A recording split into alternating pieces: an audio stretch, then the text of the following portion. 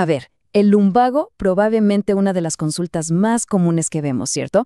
La gran mayoría, por suerte, son mecánicos benignos, pero hoy vamos a hablar del otro lado de la moneda, el que no podemos pasar por alto. Nos vamos a enfocar en cómo pillar esas banderas rojas, esas señales que gritan, ¡cuidado, aquí hay algo más!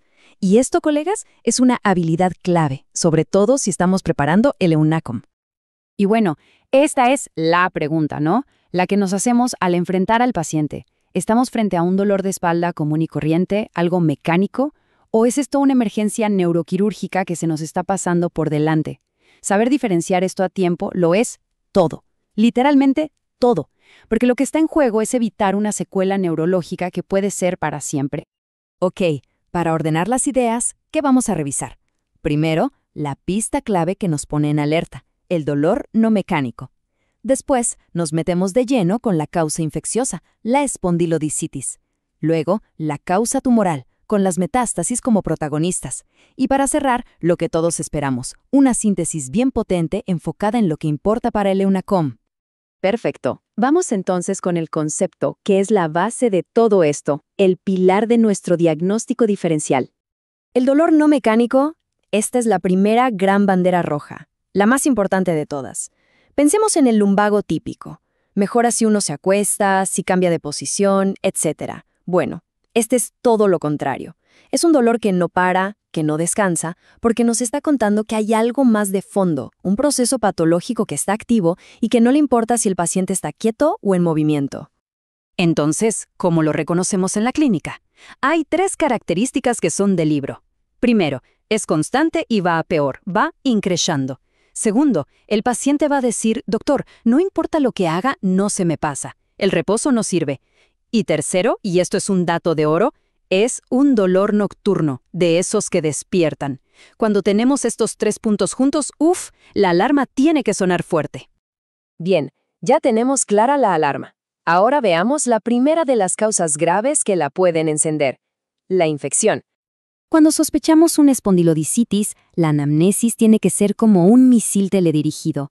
Hay que preguntarse, ¿el paciente es diabético? ¿Está inmunosuprimido por alguna razón? ¿Hay antecedentes de uso de drogas endovenosas? ¿Ojo con el alcoholismo crónico o la edad avanzada?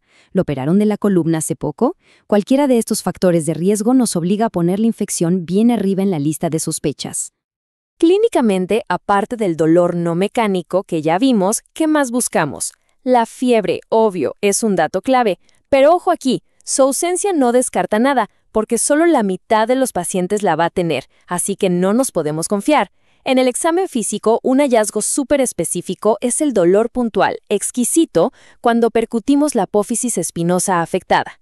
Y claro, siempre buscar activamente cualquier déficit neurológico. Y esto es crucial. Cuando aparece un déficit neurológico, ya sea una radiculopatía, pérdida de fuerza, alteración de esfínteres, ya no estamos hablando de una bandera roja, esto es una sirena de ambulancia. Nos está gritando que algo está comprimiendo las estructuras nerviosas, y eso es una emergencia. Y esa comprensión tiene nombre y apellido. La complicación más temida es el absceso epidural. En este punto, se acabó el manejo expectante, se acabó el vamos a observar. Esto se transforma de inmediato en una emergencia neuroquirúrgica. Hay que llamar al neurocirujano ya. Ok, entonces, ¿cómo confirmamos esta sospecha? El camino es bastante lógico y ordenado. 1. Laboratorio. Pedimos VHS y PCR, y lo esperable es que estén por las nubes, marcadamente elevadas. 2. Al mismo tiempo, tomamos hemocultivos. Son fundamentales, porque si salen positivos, nos dan el bicho y nos guían la terapia. 3. Con esto en mano vamos a la imagen. Y bueno, 4. Si los hemocultivos son negativos y todavía hay duda, se puede pensar en una biopsia guiada por TAC. Pero de todo este arsenal diagnóstico, hay un examen que es el rey, el que nos va a dar la respuesta definitiva. La resonancia magnética con gadolinio. Ese es el gold standard. Punto. ¿Y por qué es tan buena? Porque es increíblemente sensible para ver la inflamación en el disco y en las vértebras, incluso muy al principio. Y más importante aún, es la única que nos va a mostrar con claridad si hay o no un absceso epidural, que es la emergencia que necesitamos descartar sí o sí. Muy bien, dejemos por un momento la infección y pasemos a la segunda gran causa del lumbago severo, del lumbago con banderas rojas, la patología tumoral. A ver, aquí lo primero es tener claro un concepto. Aunque existen tumores que nacen en la columna, como el mieloma múltiple, que es el más común, la verdad es que la gran mayoría de las veces que un tumor da dolor de espalda es porque es una metástasis, o sea, un cáncer de otro lado que llegó a la columna. Por eso es mandatorio preguntar por antecedentes de cáncer, sobre todo los 5 grandes: mama, pulmón, próstata, riñón y tiroides. En este escenario, el tumoral, las banderas rojas son un poco distintas. Obviamente, el antecedente de cáncer es la número 1. Pero también hay que prender las alarmas con pacientes mayores de 50 años, una baja de peso de esas que no se explican por nada, o un dolor que simplemente no mejora después de un mes o mes y medio de manejo conservador. Y de nuevo, la sirena más fuerte de todas, la aparición de un déficit neurológico. Y aquí hay un paralelo súper importante con el caso infeccioso. Si allá el déficit neurológico nos hacía pensar en un absceso epidural, acá, en un paciente con sospecha de cáncer, nos tiene que hacer pensar inmediatamente en una compresión medular maligna. Y esta, colegas, es una emergencia oncológica. Y tal como en el caso del absceso, ¿cuál es el examen para evaluar esta emergencia? De nuevo, la resonancia magnética. No hay otro. Es la que nos va a decir qué tan grande es el tumor y, lo más crítico, cuánto está apretando la médula. Perfecto. Para ir cerrando, vamos a hacer lo que más sirve. Un resumen, una síntesis con lo más rentable, pensado específicamente para la UNACOM. Esta tabla es oro. Resume todo lo que hay que saber. A un lado, la infección. Pensemos en el paciente diabético, usuario de drogas, inmunosuprimido. Busquemos la fiebre, el dolor a la percusión y una VHS y PCR altísimas. La emergencia, absceso epidural. Al otro lado, el tumor. Pensemos en un paciente mayor de 50 con historia de cáncer, con baja de peso, quizás con una hipercalcemia en el laboratorio. La emergencia, compresión medular maligna. Y el punto en común, para las dos, la imagen de elección es la resonancia.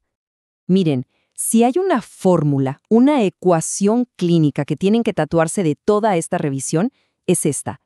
Si llega un paciente con la tríada de fiebre, más dolor de espalda, más déficit neurológico, eso es un absceso epidural hasta que se demuestre lo contrario. Fin de la discusión. Es un verdadero axioma clínico.